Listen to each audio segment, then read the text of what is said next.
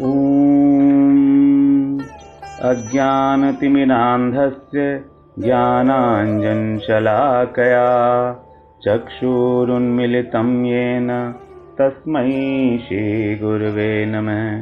वाञ्छाकल्पतरुभ्यश्च कृपासिन्धुभ्यैव च पतितानां पावनेभ्यो वैष्णवेभ्यो नमो नमः।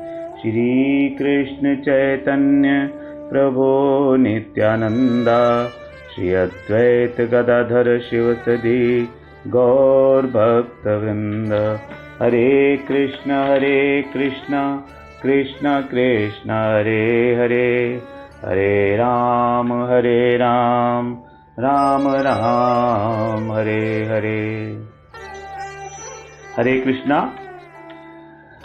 पिछले प्रसंग में हमने चर्चा की थी मन और मन की, अंतःकरण की जो वृत्ति है, मन, बुद्धि, अहंकार और चित्त।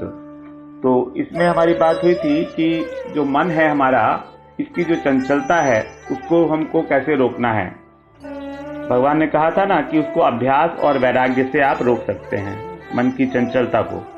तो वही बात जो है दोहरा रहे हैं 12वें अध्याय में। भगवान बता रहे हैं अथ चित्तम समाधातुम न शक्नोसि मयि स्थिरम अभ्यास योगे न ततो माम इच्छाप्तुम धनंजयः। अथ चित्तम समाधातुम अर्थात यदि तुम अपने मन को मुझ में स्थिर नहीं कर पाते हो तो क्या करना है आपको? अभ्यास योग का आश्रय लेकर, अभ्यास योगेन ततो माम इच्छाप्तुम धनंजय, मुझको प्राप्त करने की इच्छा करो। तो मन का धर्म क्या था? इच्छा करना। इच्छा, द्वेष, सुख और दुख, ये बताए मन के धर्म। तो इच्छा करना मन का धर्म है। तो मन का धर्म है तो उसको क्या इच्छा करनी है? भगवान को प्राप्त करने की इच्छा करनी है। और कैसे करनी है? अभ्यास योग से। अभ्यास योग का मतलब निरंतरता। अभ्यास जो किया जाता है वो हमेशा ही ऐसा होता है जो निरंतर किया जाए, वही अभ्यास है, तभी उसको हम अभ्यास कह पाएंगे। तो अगर तुम मन को अपने स्थिर नहीं कर पा रहे हो मेरे ऊपर, तो कोई बात नहीं है, तुम अभ्यास योग का आश्रय लो और मेरे ऊपर मेरे को प्राप्त करने की इच्छा करो। अब अभ्यास योग क्या है? अभ्यास योग में, क्योंकि ये 12वां अध्याय है, एक्चुअली क्या है, गीता में 18 अध्याय हैं, तो उसमें से पहले से ब्रॉडली उसको 3 पार्ट में डिवाइड किया गया है। 3 षष्ठक हैं, मतलब एक षष्ठक में 6 अध्याय हुए, यानी कि पहले अध्याय से लेके और 6ठे अध्याय तक तो माने जाएंगे कि वो कर्म योग की उसमें ज्यादा व्याख्या है। उसके बाद कर्म योग के बाद व्याख्या आती है 7वें अध्याय से और 12वें अध्याय तक, ये है भक्ति योग की व्याख्या। और फिर 13 से लेकर 18 तक ज्ञान योग की व्याख्या है। वैसे तो हर एक अध्याय में हर एक योग है, लेकिन 7वें से 12वें अध्याय में बिल्कुल शुद्ध भक्ति के बारे में चर्चा की गई है। उसके अलावा कुछ भी नहीं रखा गया है 7वें अध्याय में, स्पेशली 7वें अध्याय 7वें से लेकर 12वें तक। तो इसलिए क्योंकि 12वां अध्याय जो है हमारा वो भक्ति से रिलेटेड है, तो इसलिए सिर्फ भक्ति योग की बात कर रहे हैं। तो इसका मतलब है कि भगवान जहां भी हमें कह रहे हैं कि हमें अभ्यास योग करना है, इसका मतलब है वो भक्ति योग के ऊपर ही इशारा कर रहे हैं कि भक्ति योग ही आपको करना है। अब भक्ति योग क्या है? भक्ति योग का मतलब कुछ नहीं है, भक्ति योग नवधा भक्ति के जो अंग हैं उसका पालन करना ही भक्ति योग हो गया। इसको हम आगे बताएंगे कौन कौन से नवधा भक्ति क्या है। तो नवधा भक्ति है श्रवण, कीर्तन, स्मरण, पाद सेवन, अर्चन, वंदन, दास्य, सख्य और आत्मनिवेदन। तो इसमें श्रवण, कीर्तन और स्मरण, यही 3 इसके प्रमुख अंग बताए गए हैं।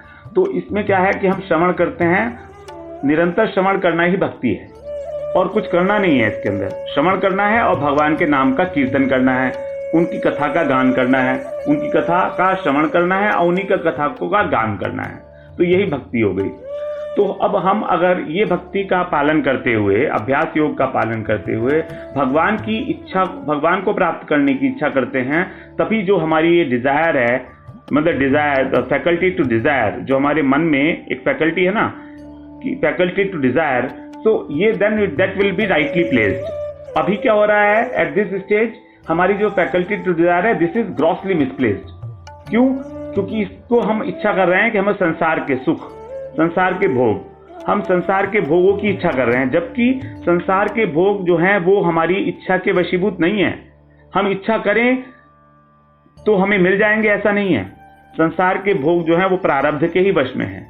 अगर हमको मिलने हैं तो मिलेंगे, और नहीं मिलने हैं तो हम कितना ही उसके लिए यत्न करते रहें, कभी मिलेंगे ही नहीं।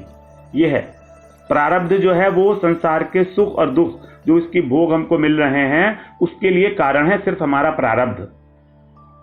हम सुख को प्राप्त करने की बहुत इच्छा करते हैं और दुख को प्राप्त करने की कोई इच्छा नहीं करते, लेकिन तो भी दुख मिलता है ना। तो दुख क्यों मिल रहा है, क्या कारण है दुख के मिलने का? हम तो इच्छा नहीं कर रहे हैं दुख की, तो फिर भी इच्छा क्यों मिल रहा है? तो दुख मिल रहा है हमको इसलिए कि प्रारब्ध का एक कारण है। अब क्योंकि दुख हमको मिल रहा है इसलिए सुख भी हमको प्रारब्ध से ही मिलेगा। तो जब सुख हमको प्रारब्ध से मिल रहा है तो फिर उसके लिए अलग से विशेष यत्न करने की क्या आवश्यकता है? अगर हमको सुख और दुख ये दो चीजें हैं जो हमारे मन को होती हैं, तो हम ये मानते हैं कि दुख हमारे प्रारब्ध के कारण हमको मिल रहा है, ठीक है, हमने ऐसा कुछ किया था पूर्व जन्मों में, उसका हम फल भोग रहे हैं, तो हमको दुख मिल रहा है।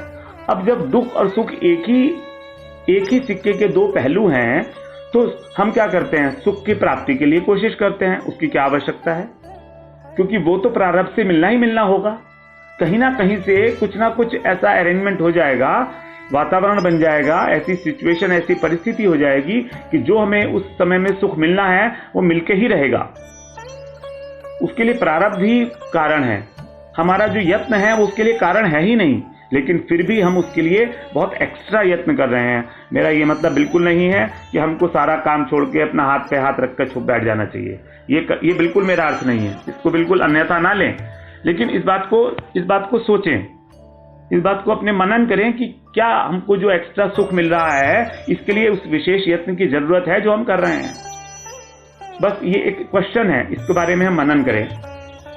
अच्छा, अब ये हमारी हो गई मन की अभ्यास की बात कि हम मन को अपना कैसे कंट्रोल करेंगे अभ्यास से और वैराग्य से। तो भगवान में जब मन लगेगा तो वो धीरे धीरे अपने आप से संसार से उसमें उपरति हो जाएगी, संसार से वो अपने आप स्वयं ही उकलना पड़े, उसके लिए कोई विशेष यत्न की आवश्यकता कभी होगी ही नहीं। यही स्वभाव है। भगवान ने बोला है, दूसरे अध्याय में बोला है, परम दृष्ट्वा निवर्तते। जब आपको किसी उत्कृष्ट रस की प्राप्ति हो जाती है तो निकृष्ट रस जो है वो स्वयं छूट जाता है। जब हमारे को हीरा मिल गया, डायमंड मिल गया, तो फिर पत्थर की क्या जरूरत है? हम किसी से कहेंगे क्या कि तुम पत्थर को छोड़ दो और हीरा ले लो? नहीं, वो पत्थर अपने आप छूट जाएगा।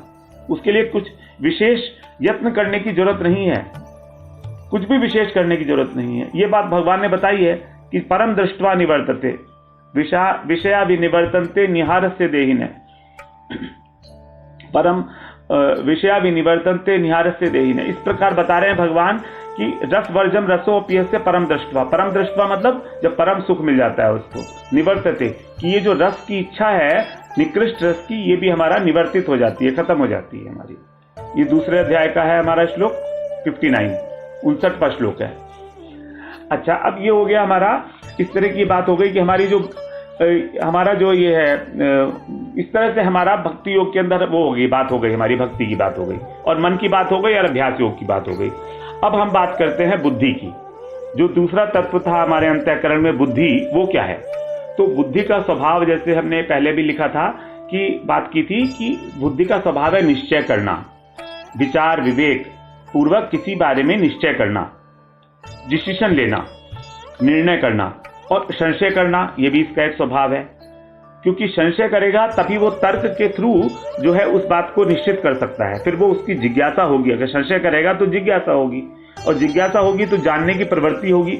तो ये इसकी एक वृत्ति है बुद्धि की। और फिर तीसरा है विपरीत विचार करना, किसी भी वस्तु के विपरीत भी विचार करता है वो। एक विचार है, उसके विपरीत भी वो सोचेगा, प्रॉस एंड कॉन्स।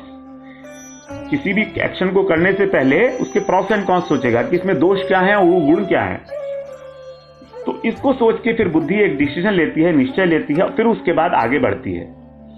तो अभी बुद्धि शब्द जो है ये भगवान ने गीता में इसके ऊपर बहुत प्राथमिकता दी है। बुद्धि के पर्यायवाची शब्द हो जाते हैं प्रज्ञा और धी, इनको भी इंटरचेंजेबली यूज किया गया है। तो बुद्धि शब्द गीता में 45 बार से भी अधिक आया है। और दूसरे अध्याय में, जिसमें 72 श्लोक हैं, उस दूसरे अध्याय में भी 19 टाइम्स बुद्धि शब्द की व्याख्या की है, बुद्धि शब्द का उसमें मेंशन किया है। तो वी कैन अंडरस्टैंड इट कि स्टार्टिंग में ही पहले अध्याय के बाद ही दूसरे अध्याय में ही एकदम उन्होंने जब 19 बार बुद्धि की शब्द को लगाया है, तो इसका मतलब कि कितनी उसमें भगवान उसका महत्व दे रहे हैं बुद्धि योग को, बुद्धि को, प्रज्ञा को, धी को। स्थित प्रज्ञ कौन है? अर्जुन ने भी ये प्रश्न पूछा था, स्थित प्रज्ञ कौन है? तो अब अर्जुन की क्या समस्या क्या थी? अर्जुन की समस्या थी मोह। उसको ये मोह हो गया युद्ध के मैदान में कि मैं अपने संबंधियों को मार रहा हूं, तो क्या मुझे इससे सुख मिलेगा? ये मेरे सब संबंधी तो हैं जो मेरे सामने खड़े हुए हैं, मेरे दादा हैं, मेरे गुरु लोग हैं, सब लोग मेरे रिश्तेदार हैं। तो इस प्रकार क्या मैं इनको मार के सुखी हो पाऊंगा? ये उसको एक मोह हो रहा था उसके मन में। तो ये मोह होता कहां है? ये मोह कहां होता है? ये मोह होता है बुद्धि में। इसीलिए भगवान ने दूसरे अध्याय में ही बुद्धि की बात की। बुद्धि की बात इसलिए की कि मोह होता है उत्पन्न हमेशा बुद्धि के अंदर। क्यों? क्योंकि बुद्धि का एक स्वभाव है, बुद्धि रजोगुणी मानी गई है। प्रकृति के 3 गुण होते हैं ना, सत्वगुण, रजोगुण और तमोगुण। तो रजोगुण मानी गई है बुद्धि। अब रजोगुण का एक विशेष गुण है, उसका क्या स्वभाव है? किसी भी वस्तु को रंजित करना, अपने रंग में रंग देना। तो बुद्धि क्या होती है? अपने रंग में रंग देती है। अगर हम किसी विचार को पकड़े हुए बैठे हैं तो उसको हम उसी विचार को करते चले जाएंगे, वो रंग देती है हमको, हम उसमें लिप्त हो जाते हैं, चिपक जाते हैं हम उस विचार से। जैसे उदाहरण के लिए अगर एक बाल्टी है, उसमें हम लाल रंग डाल दें तो लाल रंग का पानी हो गया। अब अगर हम उसमें सफेद कपड़ा डाल के और उठाते हैं तो सारा का सारा कपड़ा क्या हो गया? लाल रंग हो गया, रंजित हो गया। तो जब लाल रंग हो गया, इसका मतलब उसी तरह से बुद्धि हमारी लिप्त, रंजित हो जाती है, मतलब उसमें लिप्त हो जाती है किसी भी विषय वस्तु के अंदर। और जो उसको रुचिकर लगती है, जो भी उसको रुचिकर लगता है विषय, जो उससे इमीडिएट रिलेटेड है, उसके अंदर वो लिप्त हो जाती है बुद्धि। और वो उसके अंदर उसी के ऊपर क्या करती रहती है? सोचती रहती है, विचार करती रहती है। इसी को बोलते हैं ब्रूडिंग।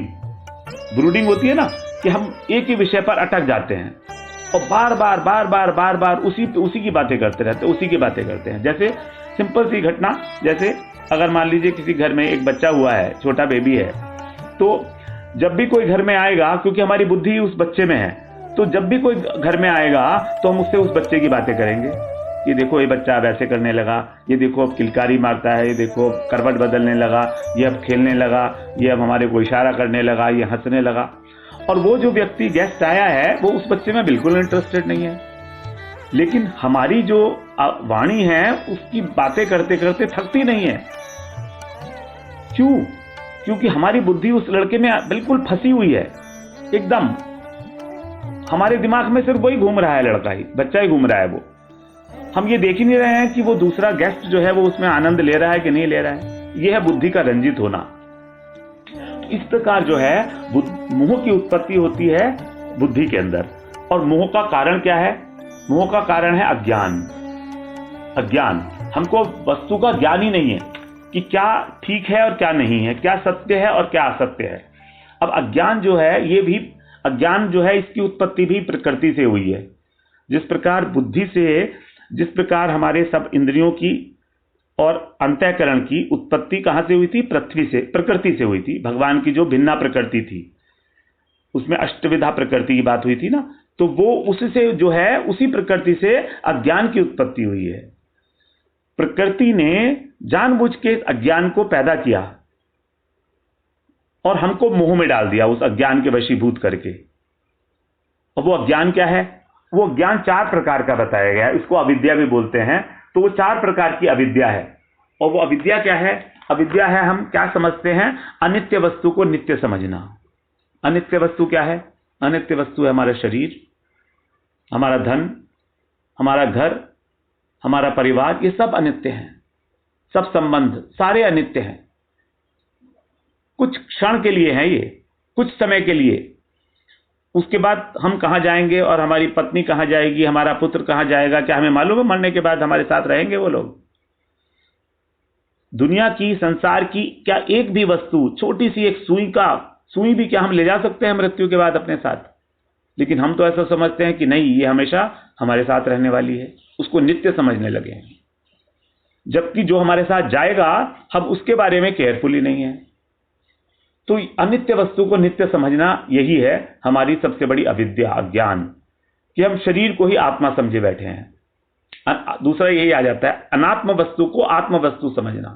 अनात्म वस्तु है ये हमारा शरीर, ये नश्वर है ना, तो नश्वर शरीर को समझना कि ये हमेशा रहेगा, आत्मा है, तो शरीर को आत्मा समझना, इसको बोलते हैं हम लोग देहात्म बुद्धि। देहात्म, देह के अंदर आत्मा की बुद्धि। तो देहात्म बुद्धि हम लोगों की इतनी प्रबल है, इतनी प्रबल है, क्योंकि जन्म जन्मांतर से ये देहात्म बुद्धि है। हम ये नहीं अनुभव कर पा रहे कि हमारा शरीर और हमारी आत्मा दोनों अलग अलग है, इसको हम अब तक अनुभव में नहीं ला पा रहे हैं। तो हमारा उद्देश्य है कि हम इस अनुभव को अपने इस अनुभव को इस विचार को हम अपने अनुभव में ले आए। हम जब तक देह को और शरीर को, आत्मा को और शरीर को एक मानते रहेंगे, हमारा अज्ञान चलता ही रहेगा। नंबर 3, दुख में सुख की अनुभूति। दुख में भी सुख मान रहे हैं, जैसे जन्म है, जब जन्म होता है तो 50,000 बिच्छुओं का डंक लगता है, ऐसा लिखा हुआ है। इतना कष्ट पाता है गर्भ के अंदर जीव, उतनी गंदगी झेलता है वो।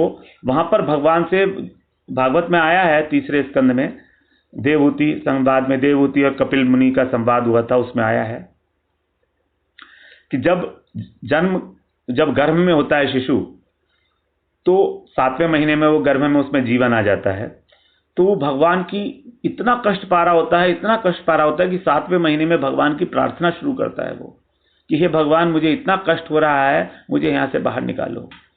मैं अब आपको कभी नहीं भूलूंगा, आपका भजन करूंगा और आपको प्राप्त करूंगा इसी जन्म में, मैं आपसे वादा कर रहा हूं।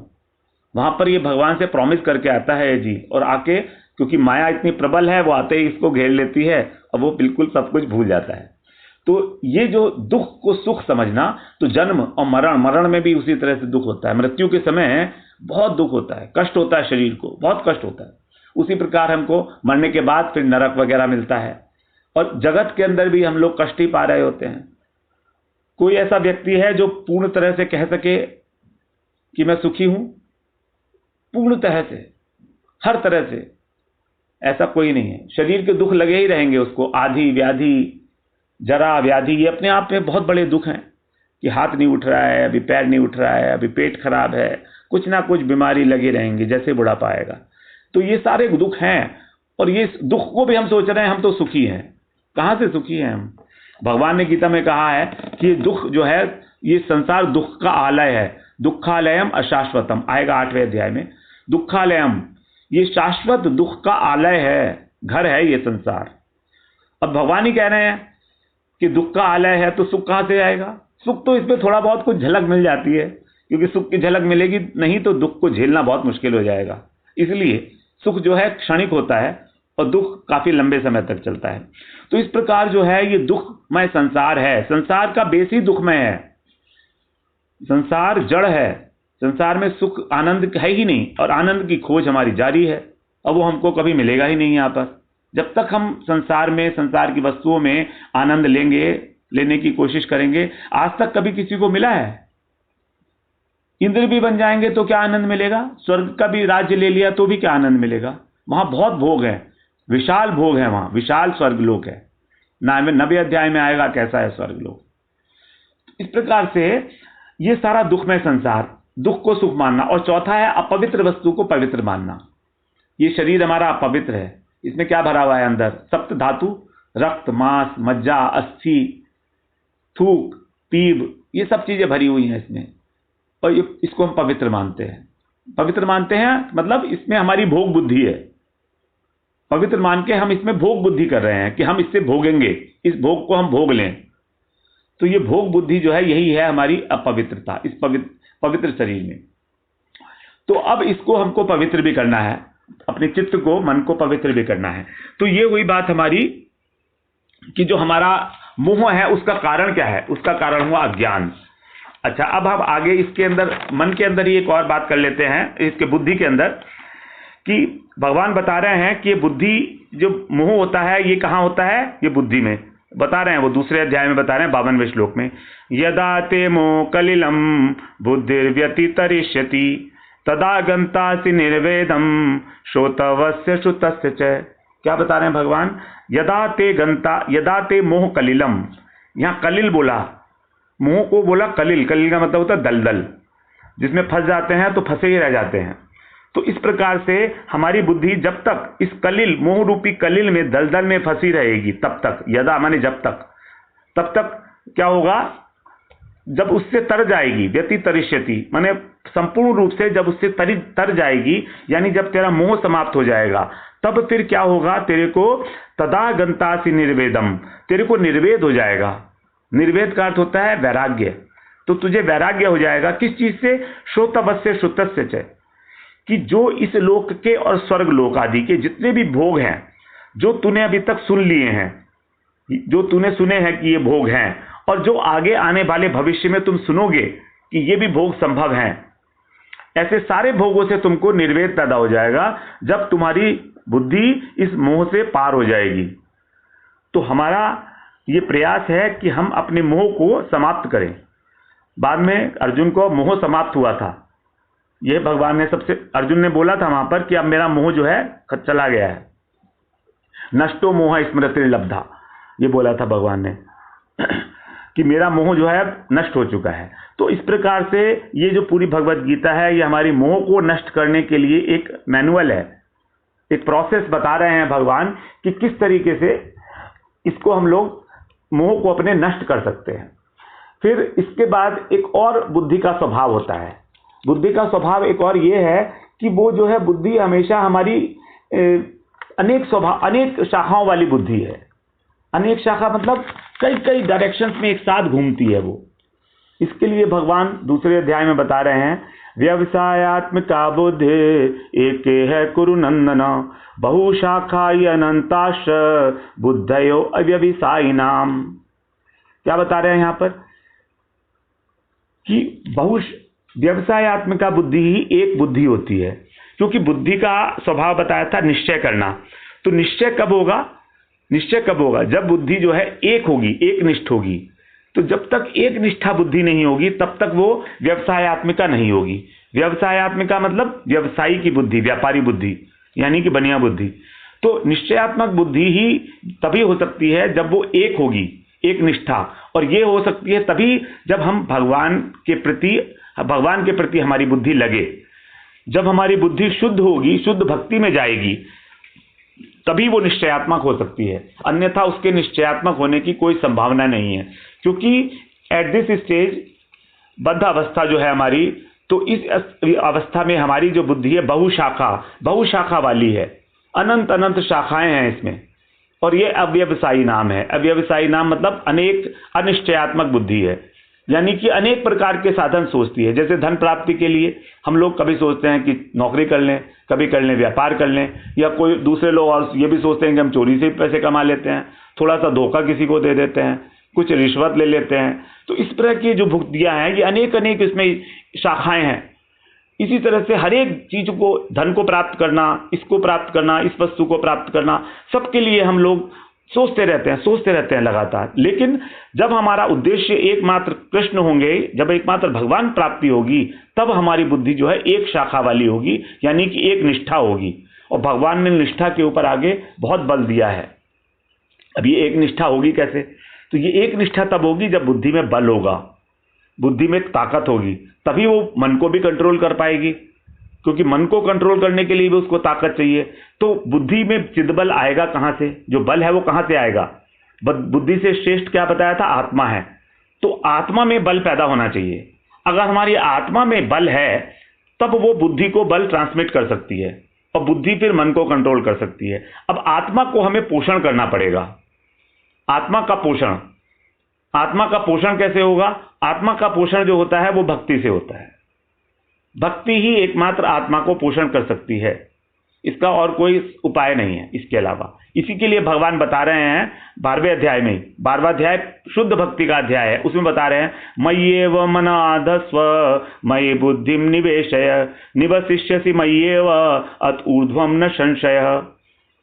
कि जो तुम मन को मेरे अंदर रख दे, आधस्व माने रख दे, प्लेसमेंट, और बुद्धि को मेरे अंदर निवेशित कर दे, निविष्ट कर दे, उसको मेरे अंदर लगा दे, बुद्धि को मेरे को अर्पित कर दे, अपनी बुद्धि मुझे दे दे, यानी तू मेरे बारे में ही सोच, सिर्फ मेरे बारे में ही सोच और कुछ मत सोच।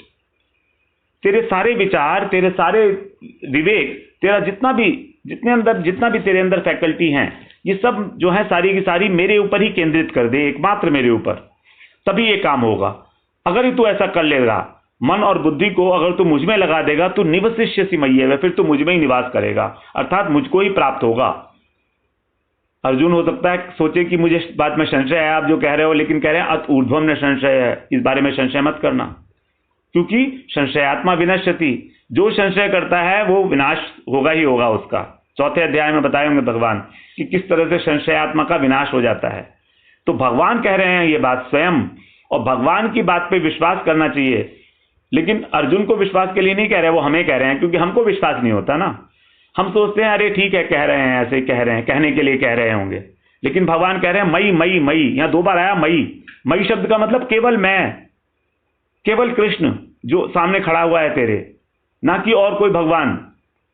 हम तो सोचते हैं कि सारे भगवान एक से ही हैं, यही सोचते हैं ना हम सब लोग, कि कभी गणेश जी की पूजा कर लो, कभी दुर्गा की पूजा कर लो, कभी शिव जी को जल चढ़ा लो, कभी हनुमान जी की पूजा कर लो। मैं किसी की निष्ठा को ठेस नहीं पहुंचा रहा हूं, इस बात को समझ लें, लेकिन हमें ये जानना होगा कि क्या पोजीशन, क्या हम कर रहे हैं। हमें सोचना तो चाहिए कि हमको मिल क्या रहा है, या जिन्होंने ये वाली साधना की है उनको क्या मिला है, उनको क्या मिला है, शिव जी ने क्या दिया है, शिव जी की साधना किसने की है। जितने असुर हैं, जितने दैत्य हैं, सबने शिव जी की साधना की है, और उनको शिव जी ने क्या दिया है, राजपाट दिया है, पैसा दिया है, धन दिया है, लक्ष्मी दी है।